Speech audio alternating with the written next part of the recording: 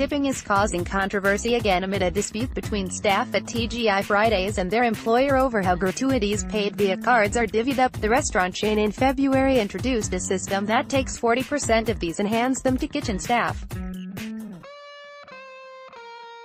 Now staff at two outlets are planning a walkout with Unite, their union, predicting a summer of disruption. There are some who would look at this and say, well, isn't what the company has done only fair? Shouldn't the people who prepare the meals get a cut too? That misses the point. The move has taken a substantial chunk of money out of the hands of low-wage staff who can ill afford to lose it. The UK's minimum wage is not, remember, sufficient to fund a decent basic standard of living. For that you need to earn the voluntary living wage, set by the Living Wage Foundation in most of Britain.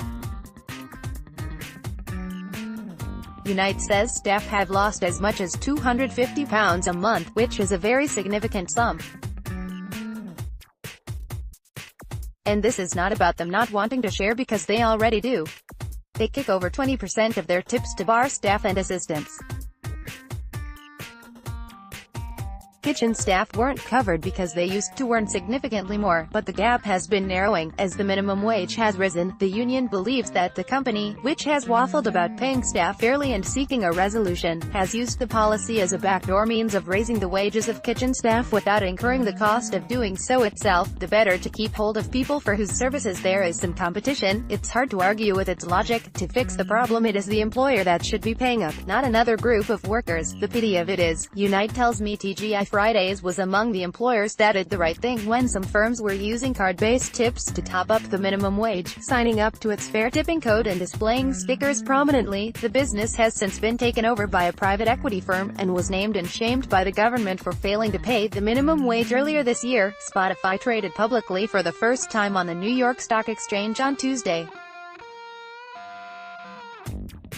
However, the company isn't issuing shares, but rather, shares held by Spotify's private investors will be sold. The deadline to award a contract to make blue British passports after Brexit has been extended by 2 weeks, following a request by Bidder de la Rue.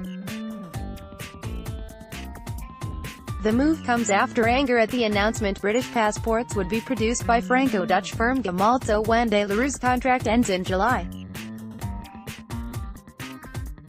The British firm said Gemalto was chosen only because it undercut the competition, but the UK company also admitted that it was not the cheapest choice in the tendering process. Philip Rasmussen, finance chief of technology company IQE, was killed in an accident while on holiday over the weekend.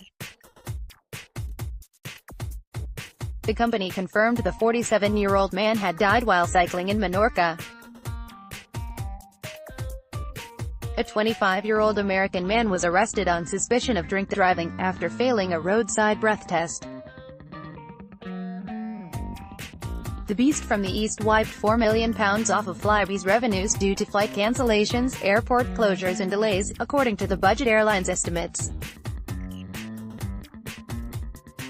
Flybe said it cancelled 994 flights in the 3 months to the 31st of March, compared to 372 in the same period last year. It is the growth of card-based payments that have facilitated this sort of thing, and the increasing popularity of using mobile phones is likely to exacerbate the problem until there is legislation to clarify the issue. In the meantime, those wanting to show solidarity with the striking workers would be advised to take cash with them to cover tips whenever they eat out. Consumer power can play an important role in stamping out this sort of thing.